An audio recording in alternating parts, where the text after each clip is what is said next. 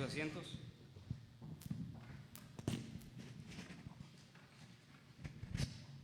Muy bien, hermanos. Para mí también es un placer presentarles al siguiente expositor, mi hermano gemelo. No crea. No soy tan inteligente, ¿verdad? No, hermanos, es un placer a mí presentar a nuestro hermano Víctor, pastor de Iglesia Bíblica Emanuel. Hermano, es una bendición para nosotros, para nuestra iglesia especialmente. Hemos trabajado por un tiempo juntos ya y de igual manera Dios le ha usado para que podamos tener conexiones con diferentes pastores y hermanos en diferentes lugares, y ha sido una bendición. Y bueno, le entregamos el tiempo a él para que exponga la palabra del Señor. Amén. Gracias, hermano. Le di una ofrenda para que me presentara de esa manera, pero no, hermano, con el hermano Eduardo somos amigos, nos exhortamos los unos el uno al otro, y ha sido una bendición. Agradezco al Señor también por permitirnos tener esta conferencia, tenerlos a ustedes aquí. Agradezco al Señor por la vida de mi hermano Esteban, que ha bendecido mi vida a través de esos años como él no tiene idea. Así que estamos agradecidos con el Señor y vamos a entrar de lleno, hermano, a la palabra. Abra su Biblia, por favor, en Mateo, capítulo número 27, y vamos a leer juntos este texto de las palabras del Señor. Puntualmente vamos a leer Mateo 27, versículo 45 al versículo 50. Mateo 27, versículo 45 al 50. Me dan ganas de terminarlo, hermano. La verdad es que estudié todo este versículo, pero es muy largo. En la próxima conferencia lo hacemos.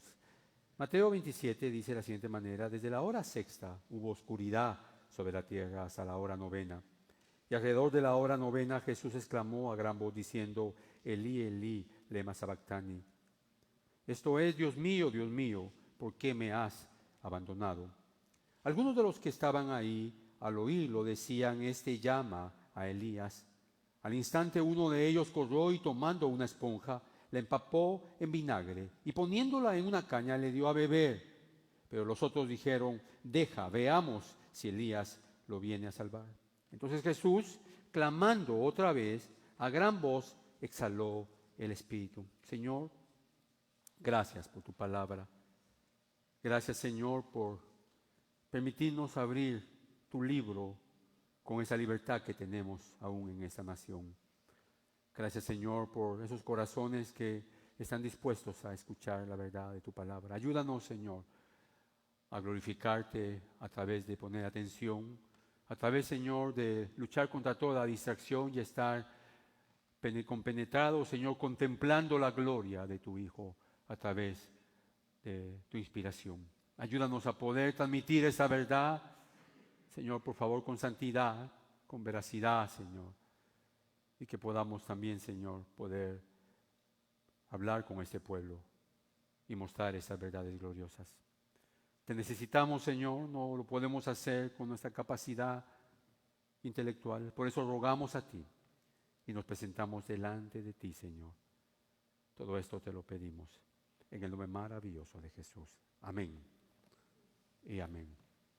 Cuando uno abre el Salmo 22, y hay varios salmos así, varias porciones de la Biblia, como Isaías 53, pero puntualmente quiero hacerle referencia al Salmo 22, porque en el Salmo 22, en los primeros versículos, hay una fotografía de lo que el Señor Jesús va a vivir luego, años después, 100 años después, en la cruz del Calvario. El Salmo 22 es muy conocido por las referencias que se hacen en el Nuevo Testamento.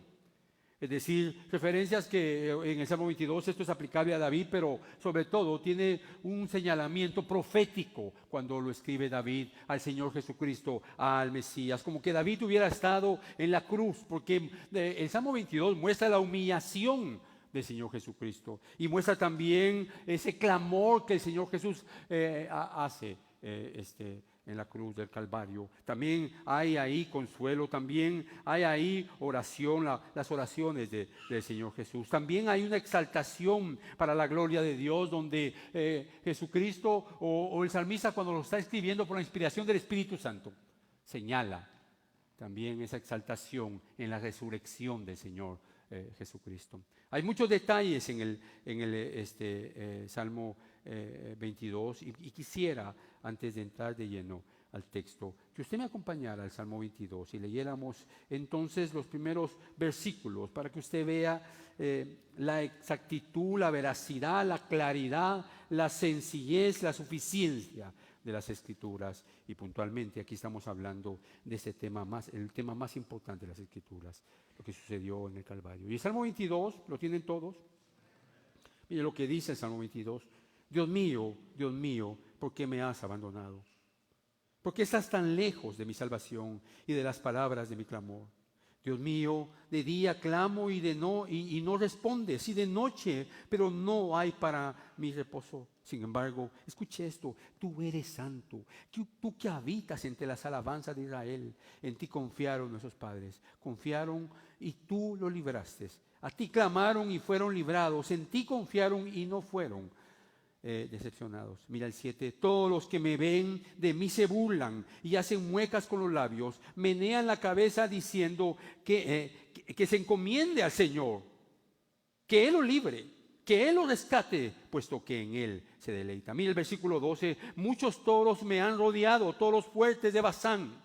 Mira el versículo 14. Soy derramado como agua y todos mis huesos están descoyuntados. Mi corazón es como cera, se derrite en medio de mis entrañas. Es una fotografía, como que David, y sabemos que no fue así, pero como que David hubiera ido al futuro y hubiera visto todo eso, y ahora lo está describiendo, todo eso que le iba a pasar al Señor Jesucristo.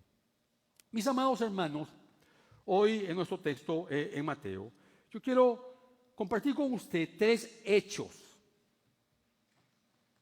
que usted verá en la cruz, los cuales te ayudarán a contemplar la gloria de Cristo en su muerte.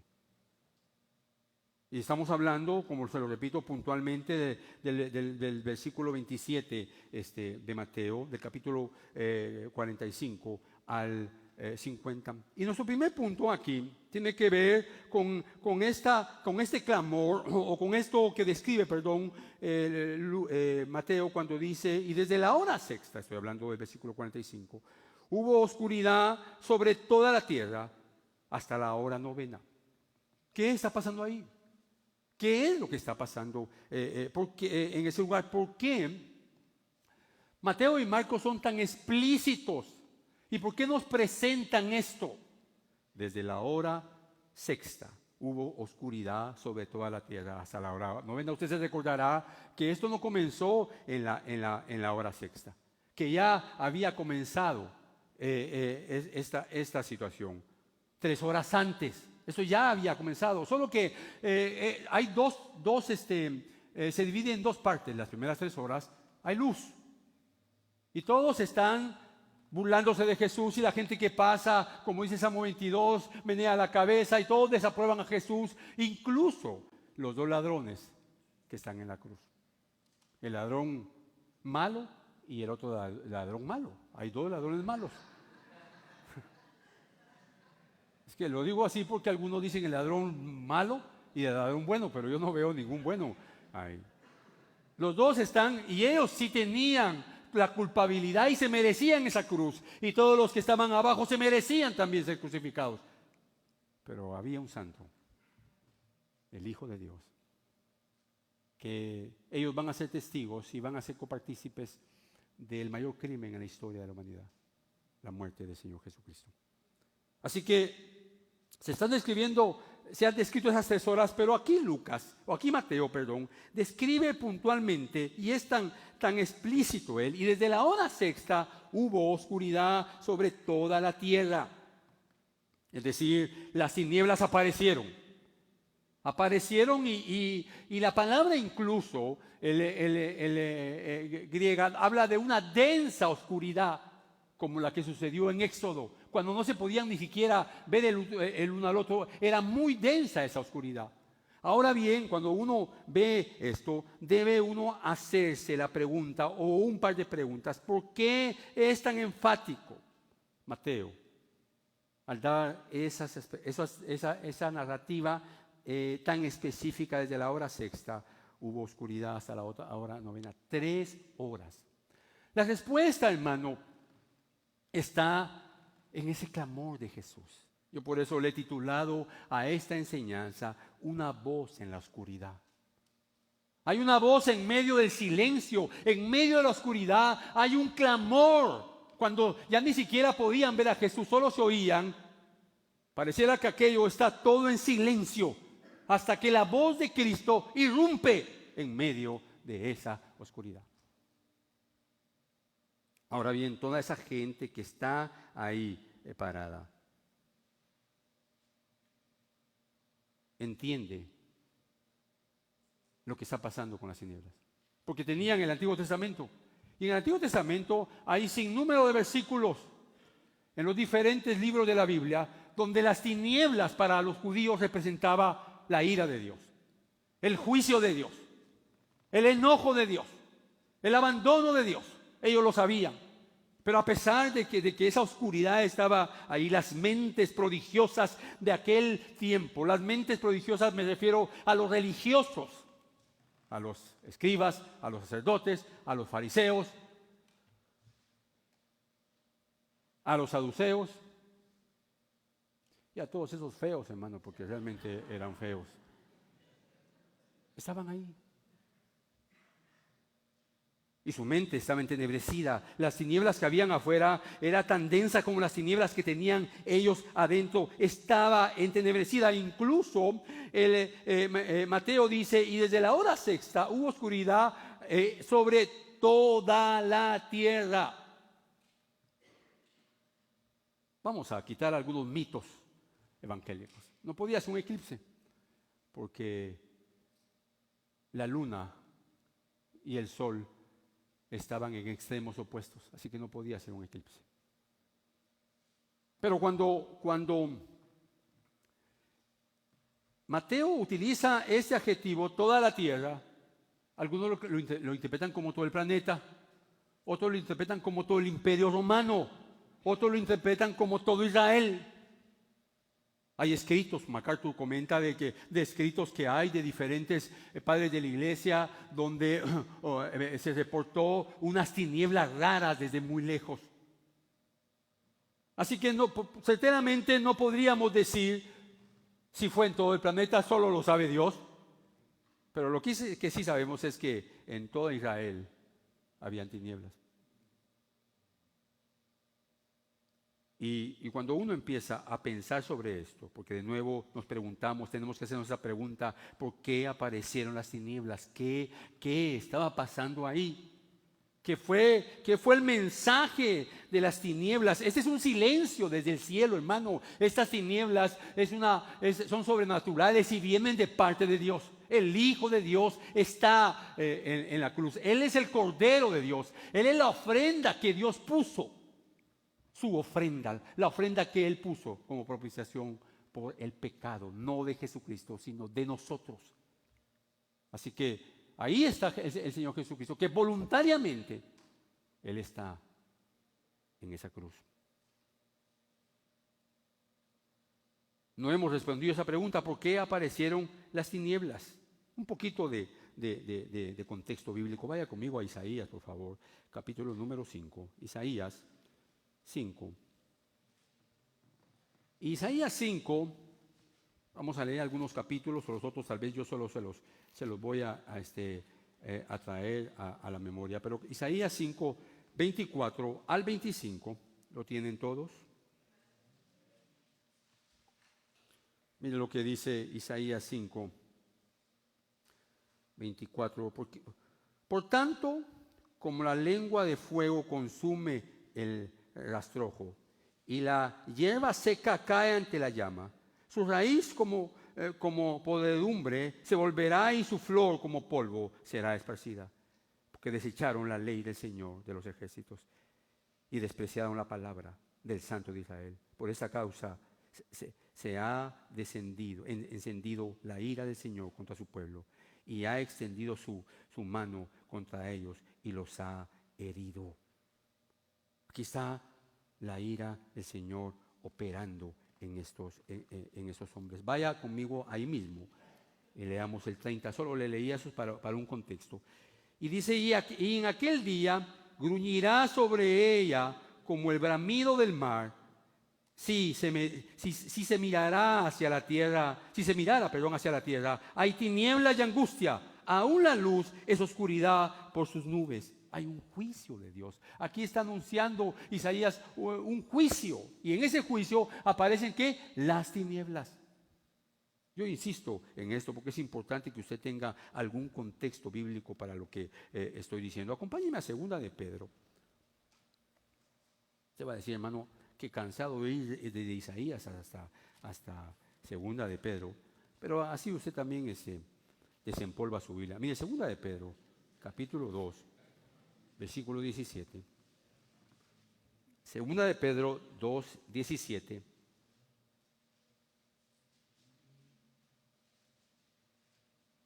Mire lo que son los juicios. También leamos desde el 15 para tener un poco de contexto. 2:15 dice, abandonando el camino recto, se han extraviado siguiendo el camino de Balaán, el hijo de Beor, quien amó el pago de la iniquidad, pero fue reprendido por su transgresión, pues una muda bestia de carga, hablando con voz humana, reprimió la locura del profeta. Estos son manantiales sin agua, bruma impulsada por una tormenta, para quienes está, escuche esto, reservada la oscuridad de las tinieblas. De nuevo, un juicio. Y el tema no es demostrarle, yo sé que usted lo cree, yo sé que usted lo ha leído, es demostrarle en 10 versículos o en 10 capítulos o en 10 diferentes libros que la oscuridad está señalando la ira de Dios, el juicio de Dios. Así que aquí hay tinieblas sobrenaturales como la plaga de Egipto, la plaga de los primogénitos donde vienen esas tinieblas. Aquí hay algo que está sucediendo y que no lo podemos explicar si no entendemos esa voz que irrumpe en medio de las tinieblas. Es vital, hermano, entender esto. En las últimas 3 horas de Cristo en la cruz, las tinieblas fueron una evidencia de la ira de Dios sobre su Hijo. En las últimas 3 horas del Señor Jesucristo fue la razón por la que Él en Getsemaní, Él oró y le dijo, Señor, si es posible que esta copa, y esa frase que utiliza el Señor, esa copa era muy conocida en el Antiguo Testamento como una forma de ilustrar la ira de Dios. Jesús está orando y le dice precisamente eso a su Padre, si es posible, Señor, que pase esa copa de mí, pero no se haga tu voluntad, sino la mía. Regresemos a Mateo. Acompáñenme, por favor, a Mateo capítulo 20.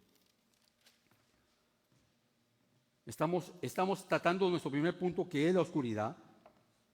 Estos puntos los he resumido en 2 palabras. La oscuridad es nuestro primer punto. Y Mateo 20, 28.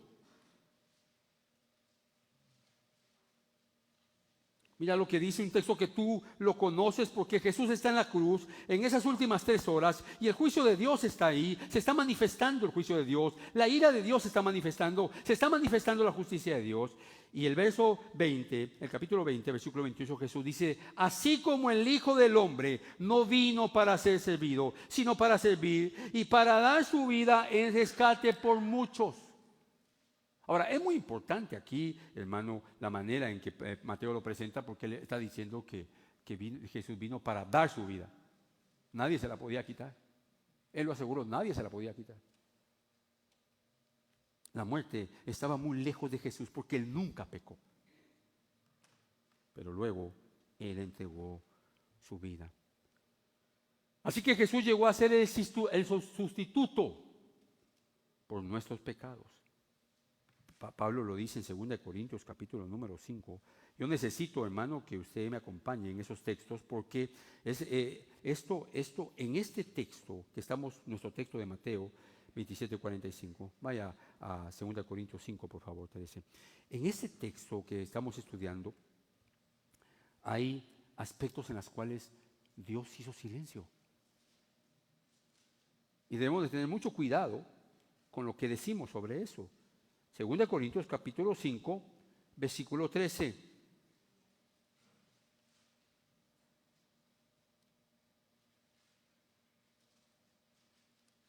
Perdón, versículo 14. Mire lo que dice. Pues el amor de Cristo nos apremia, habiendo llegado a esa conclusión, que uno murió por todos y por consiguiente todos murieron. Y esa muerte se está dando en el texto que estamos leyendo. Así que es vital entenderlo. Él es la ofrenda por el pecado, como lo dijo también el apóstol Pablo. Así que las tinieblas empezaron, después de 3 horas empiezan esas tinieblas. Han rodeado al Señor Jesús. ¿Por qué vino esa oscuridad? De nuevo vuelvo a hacer la pregunta, ¿por qué vino esa oscuridad mientras que Jesucristo estaba en la cruz? Por eso Spurgeon decía que debemos de vivir de pie ante la cruz o de rodillas ante la cruz. Recordar siempre lo que pasó en la cruz. Si usted y yo nos estamos recordando y viendo a la cruz, hermano, nos desviamos. Mire, los matrimonios lo sabemos. ¿Qué nos recuerda esto? ¡Qué silencio! Si no tiene, compre su argolla, si la perdió. Pero la argolla a usted le recuerda, cada vez que la mira, ¿qué le recuerda? Que usted tiene un pacto con Dios y su esposa. Con su esposa y Dios, que Él es testigo de su pacto y que Él vela por ese pacto. ¿Está de acuerdo conmigo? No mucho. La cruz es más que eso, hermano. Es el pacto de Dios. En la cruz del Calvario. Es la vida de su Hijo. Por eso nosotros debemos de vivir siempre que esté delante de nosotros esto que estamos hablando. Insisto, ¿por qué? ¿Por qué vino la oscuridad 3 horas después de que Jesús lo habían crucificado? Porque las tinieblas. ¿Por qué las tinieblas, hermano? Crearon un silencio alrededor de ello. John MacArthur dice, hermano, con mucha claridad, se lo leo, la cruz fue un lugar de inmenso juicio divino, en que los pecados del mundo fueron derramados vicariamente sobre el Hijo sin pecado y perfecto. Por tanto, fue apropiado que en ese acto de juicio la gran oscuridad sobrenatural expresara la reacción de Dios al pecado. Esa última parte, donde MacArthur dice, por tanto fue apropiado que en ese acto de juicio la gran oscuridad sobrenatural expresara la reacción de Dios al pecado. Había pasado 4,000 años antes de que Dios reaccionara ante el pecado de los hombres. Toda alma que pecare morirá. La paga del pecado es muerte. Y por 4,000 años los hombres pecaban, incluso aquellos que seguían a Dios. Y Dios pacientemente esperó, como lo dice Romanos, hasta que apareció Jesús. Y la gloria de Dios se manifestó. Y la gloria del Hijo se manifestó en la cruz. Nosotros cantamos, creo que la mayoría de aquí cantan ese canto, la gloria de la cruz. Antes, cuando yo comenzaba a escuchar ese canto, le preguntaba a algunos hermanos, solo para saber si sabían, ¿y cuál es la gloria de la cruz? Y algunos saben cuál es la gloria de la cruz. Y los otros, pues no saben cuál es la gloria de la cruz. ¿Qué estamos viendo aquí, hermano? Estamos viendo entonces que las tinieblas es la expresión de la ira de Dios. Que las tinieblas es la expresión de la justicia de Dios. Que las tinieblas es la expresión de la santidad de Dios. ¿En qué sentido? Bueno, espérese que lleguemos a nuestro segundo punto. Porque cuando Jesús exclamó, como lo dice esta versión. Cuando Jesús levantó su voz, esa es la explicación de lo que está pasando. Y nosotros debemos entender esto con claridad. De hecho, acompáñeme a un texto que usted conoce muy bien y tal vez ni siquiera va a tener que leerlo. Juan capítulo 3, versículo 16. Usted y yo posiblemente nos parecemos en que fue el primer versículo que todos nos aprendimos. 3:16. Porque de tal manera amó Dios al mundo que dio a su Hijo unigénito para que todo aquel que en él crea no se pierda, sino que tenga vida eterna. El amor de Dios.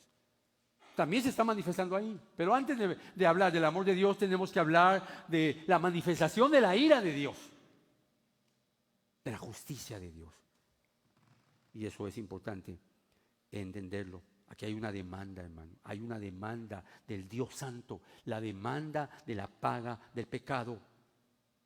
Así que nosotros tenemos que comprender que en esa misericordia, mientras que Jesús estaba sufriendo, y mientras que Jesús estaba siendo vituperado, y mientras que habían improperios contra el Señor Jesús, y mientras Jesús estaba recibiendo la ira de Dios, para nosotros eso implica misericordia. Para nosotros eso es amor, porque también la misericordia de Dios se está manifestando, porque no lo puso a usted y a mí los que merecíamos eso en esa muerte, sino que nos puso a su Hijo. Por eso es importante comprender ello. Y eso nos lleva entonces a entender, a leer juntos el siguiente versículo. Acompáñenme, Mateo, estamos en Mateo 27. ¿Lo tiene ahí usted? Mateo 27, miren, lo seguimos leyendo. El versículo 45, desde la hora sexta hubo oscuridad sobre la tierra hasta la hora novena. Y alrededor de la hora novena, escuche esto, Jesús exclamó a gran voz, diciendo, Elí, Elí, lema sabactani. Esto es, Dios mío, ¿por qué me has abandonado? Aquí hay varias cosas que innegablemente hay que tomar en cuenta. Y alrededor de la hora novena, Jesús exclamó a gran voz. Lo primero es que en la palabra griega es Jesús gritó fuertemente. Imagínese usted esas tinieblas, un silencio total. Ni siquiera podían ya distinguir dónde estaba la cruz, aunque lo sabían a través de memoria, pero no podían verla. Y en esa escena hay un grito explicando Jesús el porqué de las tinieblas. Y el grito es, Dios mío, ¿por qué me has desamparado? Ahora Mateo presenta de las 7 palabras la palabra más trascendental de las últimas 7 palabras del Señor Jesucristo en la cruz del Calvario. Es una declaración en forma de pregunta, ¿por qué me has abandonado?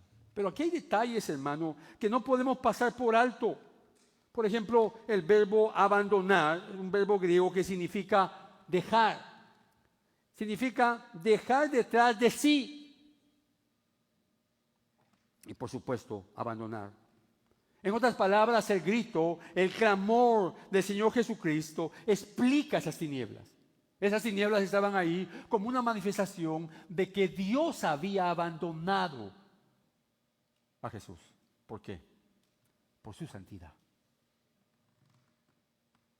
Porque su ira estaba ahí, porque la justicia de Dios estaba cobrando la deuda del pecado sobre su Hijo.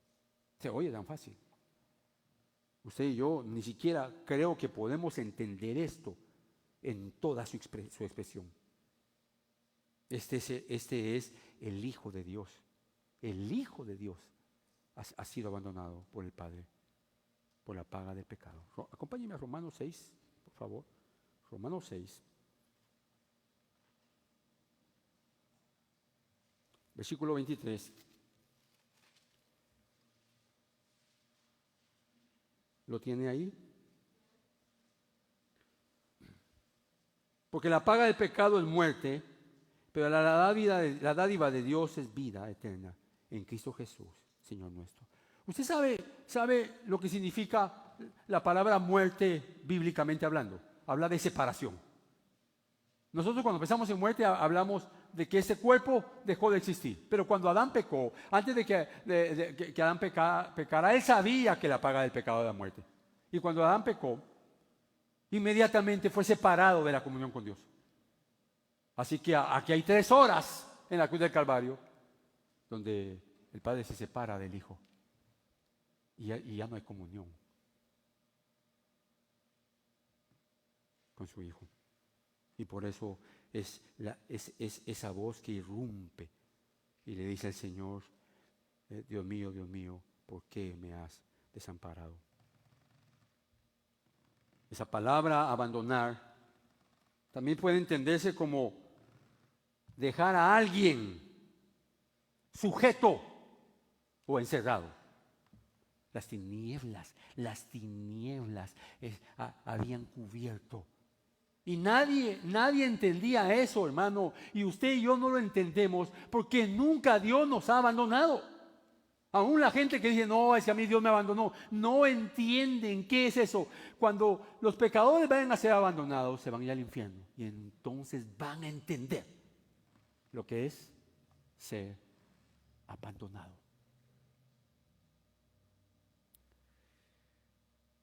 Nuestro Señor Jesucristo, en medio de su sufrimiento, fue por algún tiempo desamparado por su Padre.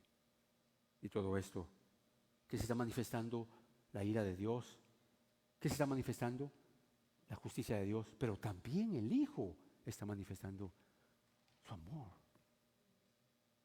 por su pueblo, su gracia, su misericordia, su bondad.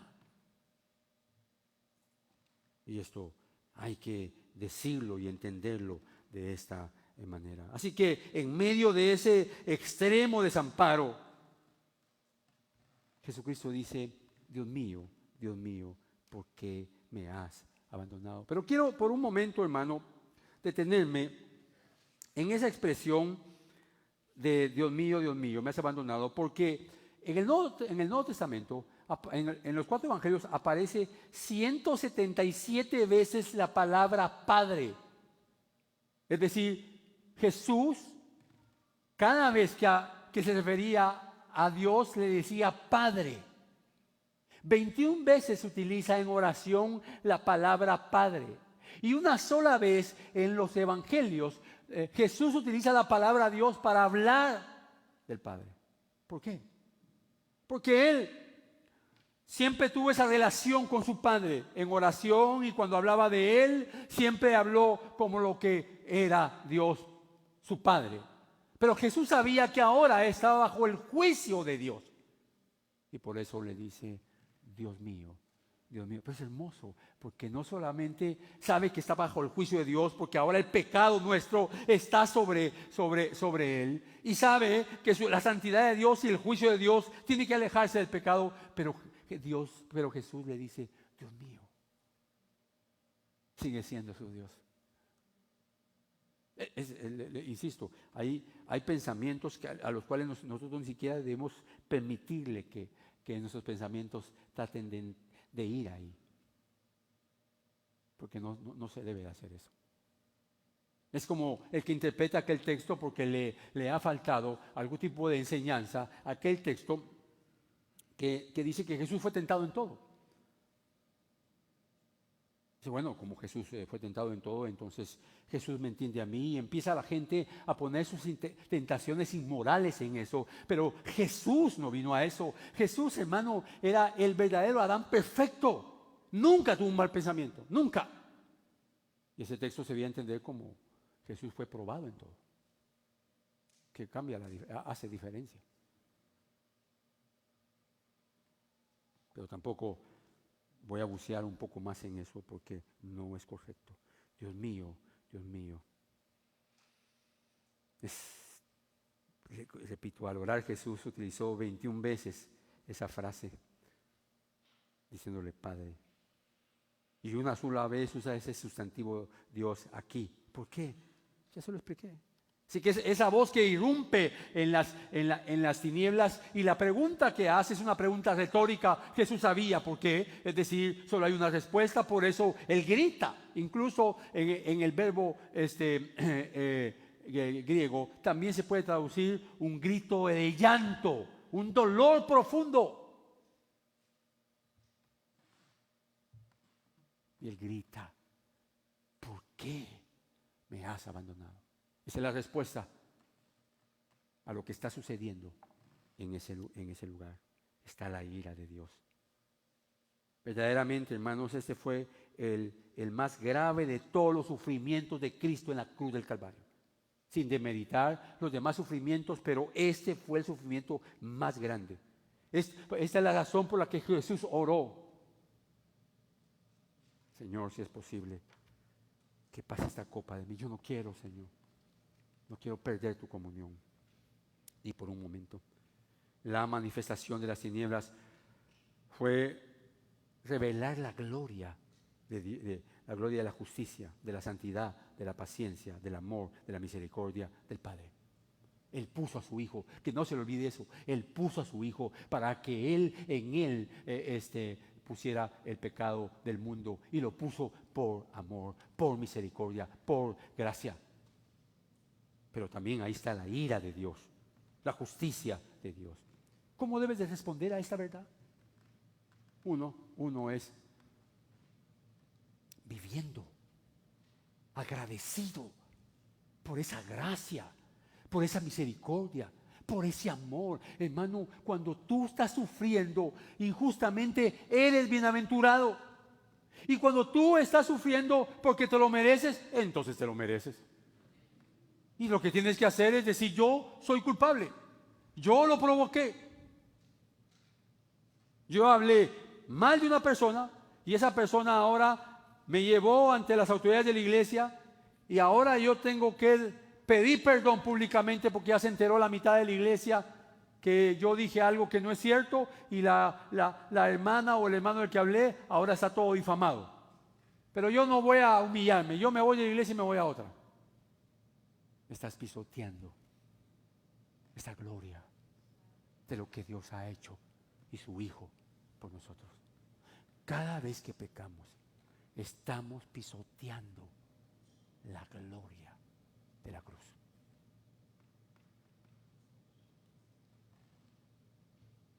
Y esto nos lleva, hermano, a nuestro segundo punto. Hemos explicado la oscuridad. Esa oscuridad estaba ahí porque estaba manifestando la justicia de Dios. Nuestro punto es muy pequeño, porque le he puesto al segundo punto la burla, que algunos de los que estaban ahí al oírlo decían: este llama a Elías. Pero los otros dijeron: veamos si Elías viene a salvarle. Claro, yo no estoy leyendo lo que está en la mitad, porque eso lo voy a explicar después. Es como un sándwich esto. Primero dice: algunos de los que estaban ahí al oírlo decían: este llama a Elías, para que no nos perdamos en esto. Lo leemos juntos, el 47. Y algunos de los que estaban ahí al oír decían: este llama a Elías. Y al instante uno de ellos corrió y, tomando una esponja, la empapó en vinagre y, poniéndola en una caña, le dio a beber. Pero los otros dijeron: veamos si Elías lo viene a salvar. Ellos sabían, hermano, que él no estaba llamando a Elías. La frase está en arameo y ellos dominaban el arameo. Así que ellos sabían que estaba llamando a Dios, que estaba clamando a Dios. Pero aquí hay un sarcasmo. Ellos se siguen burlando de él porque sus corazones estaban llenos de tinieblas. Así que se están burlando del Señor Jesús. Es una burla. El Señor Jesús ha estado sufriendo incluso antes de que estuviera en la cruz. Una burla. Los pecadores están ciegos, hermanos. Celebran el mal de otros. Se regocijan con la maldad. Y eso mismo pasó en la cruz. Por eso en la cruz se dio el mayor crimen, burlándose del Señor Jesucristo. Los religiosos lo estaban haciendo. Esa es la paradoja del amor del Padre y del Hijo. Jesús comienza en la cruz la primera palabra, si usted se recuerda, Padre, perdónalos porque no saben lo que hacen. Y la última palabra es, Padre, en tus manos encomiendo mi espíritu. Y en medio de esa está la cuarta palabra, esta que dijo Jesús, Dios mío, ¿por qué me has abandonado? Y ahora, después de decir eso, hay gente que se está burlando de él. Esto es importante. Pero en medio de esa burla hay una compasión. Y al instante, uno de ellos, el versículo 48, y al instante uno de ellos corrió y tomando una esponja, la empapó en vinagre y poniéndola en una caña, le dio a beber. Esta era diferente a la primera que le había rechazado. Esta era, por decirle algo, 3/4 de agua y 1/4 de vino, solo para quitar o purificar esa agua. Y este soldado, que posiblemente fue el que corrió a hacerlo, no estaba actuando solo. Este soldado estaba haciendo eso porque había sido enviado por el centurión. De hecho, hay prueba de eso. Acompáñenme, estamos en el 48, ¿verdad? Ahora mire, vaya conmigo al versículo 54. Y el centurión y los que estaban con él custodiando a Jesús, cuando vieron el terremoto y las cosas que sucedían, se asustaron mucho y dijeron, en verdad, este era Hijo de Dios. O sea que no todos los que estaban ahí estaban llenos de tinieblas. Había gente que les había alumbrado la luz de Cristo. Se dieron cuenta que todo esto, porque el texto lo dice claramente, y el centurión y los que estaban con él, escuche esto, custodiando a Jesús, cuando vieron el terremoto y las cosas que sucedían, se asustaron mucho y dijeron, en verdad, este era Hijo de Dios. Así que aquí nosotros vemos al Padre en su paciencia, soportando a los que se están burlando de su Hijo. Aquí nosotros vemos a Jesús soportando a los que están burlando de Él mismo. Y esto nos lleva a nuestro último punto, la muerte. El versículo 50 dice, y mire cómo termina esta narrativa Mateo. Y el versículo 50 dice, entonces Jesús, clamando otra vez a gran voz, exhaló el espíritu. Bueno, sabemos que Juan dijo, en tus manos encomiendo mi espíritu.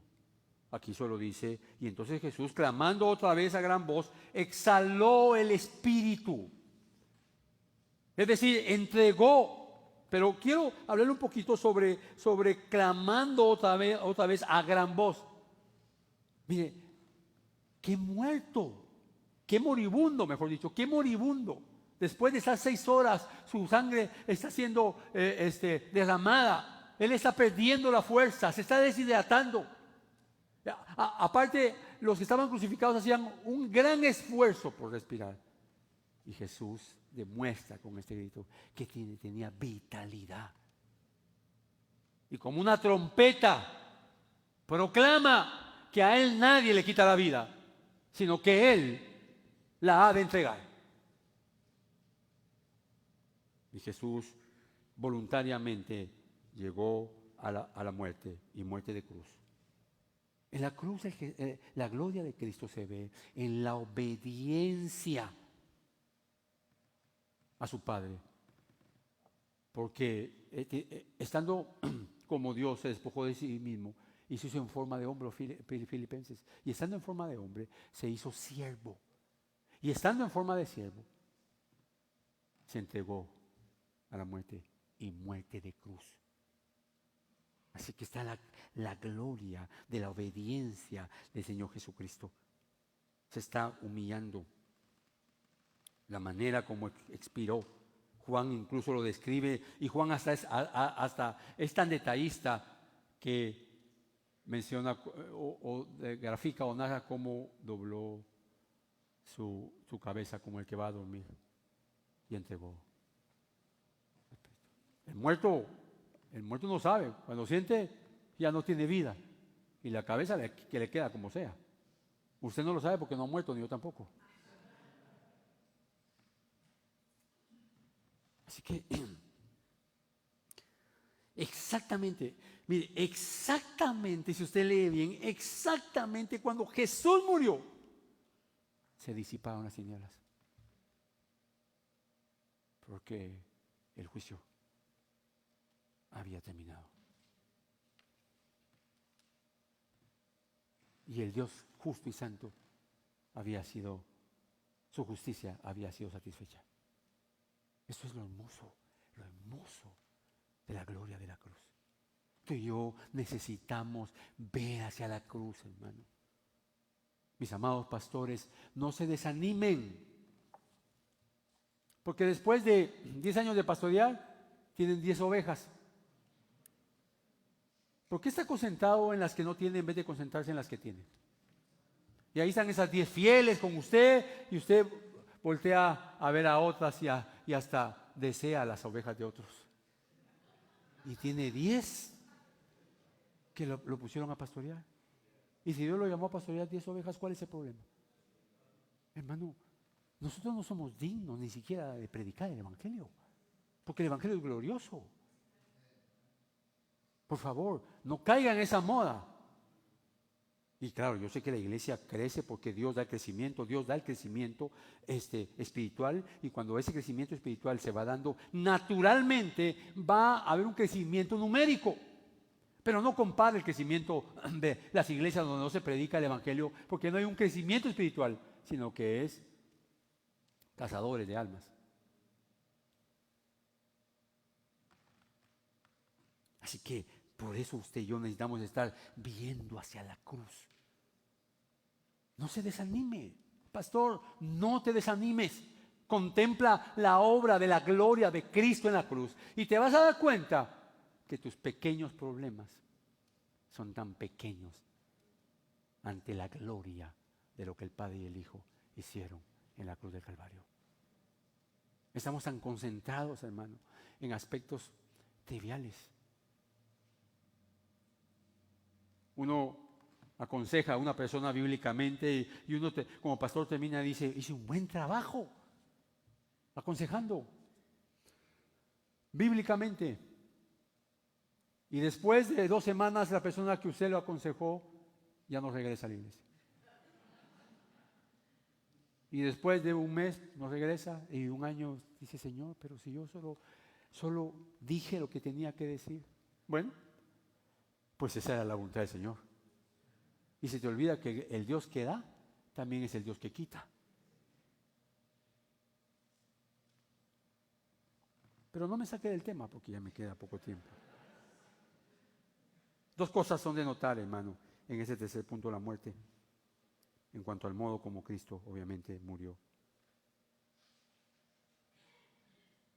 El grito era una señal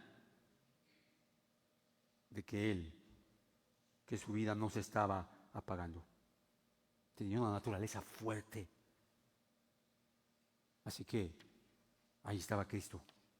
Pero era el momento, Él voluntariamente, en obediencia al Padre, entregó su vida. Por eso Cristo, al expirar, habló como quien se halla en poder de todas sus fuerzas. Habló con claridad, habló fuerte, para darnos a entender a través de lo que escribieron los evangelistas, que no era la vida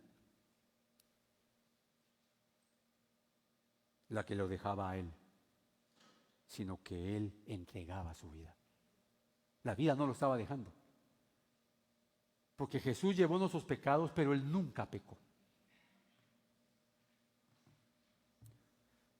Y habiendo Juan capítulo 19, leámoslo, hermano, todavía tenemos unos minutitos. Acompáñenme al Evangelio de Juan. Este pasaje es muy claro. Capítulo 19, versículo 30.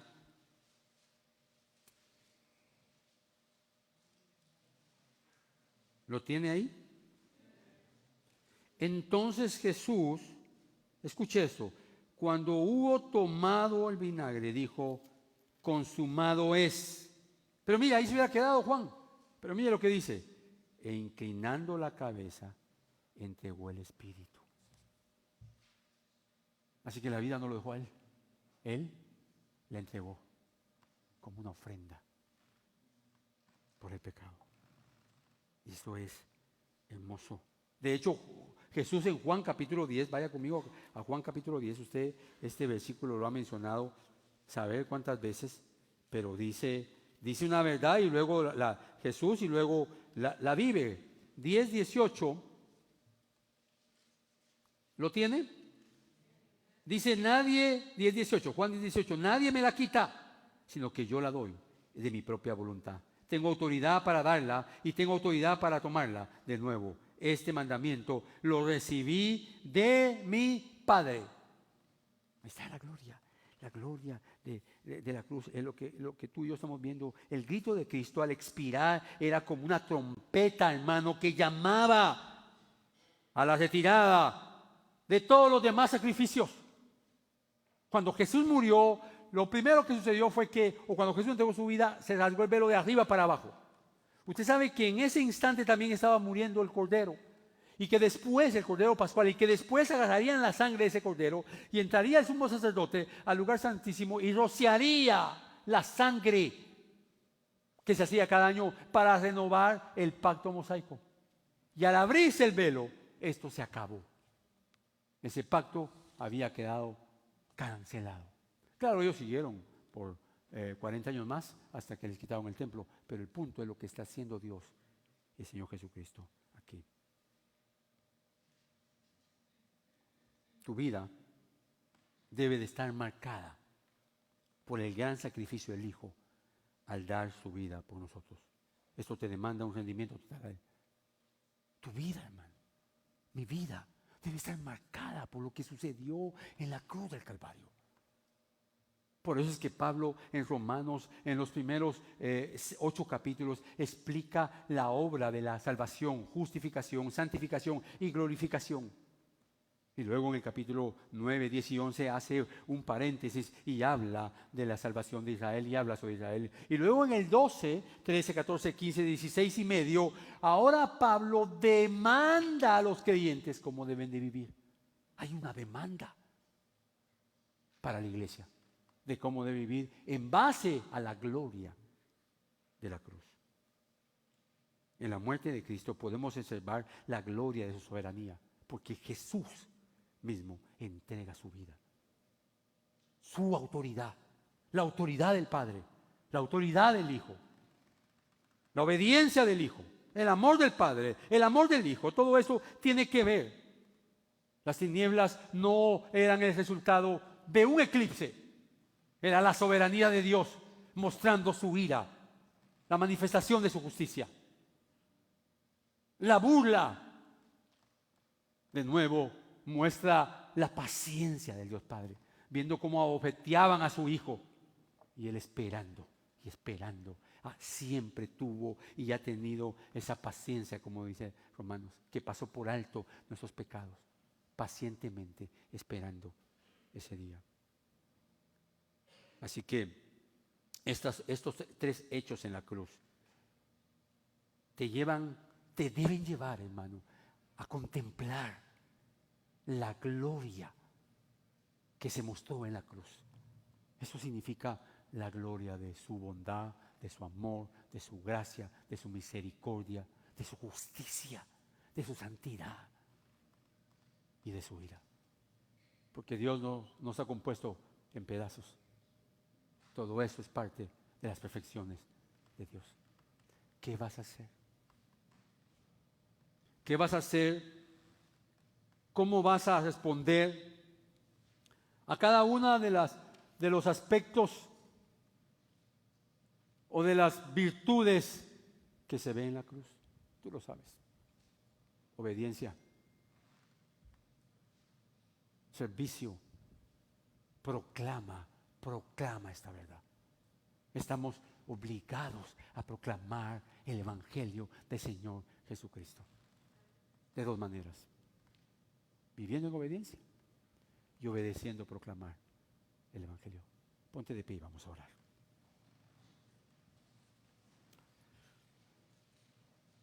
Gracias, Señor, por habernos permitido este día navegar en esta verdad gloriosa. Ayuda, Señor, ayúdanos a mostrar con nuestra obediencia a tu palabra, caminando en santidad, teniendo presente delante de nosotros el sacrificio de tu Hijo y el sacrificio tuyo. Señor, tú nos has dado una gran salvación, la cual no merecemos ni somos dignos, pero que la abrazamos con todo nuestro corazón. Señor, tú nos has llamado de las tinieblas a tu reino de luz.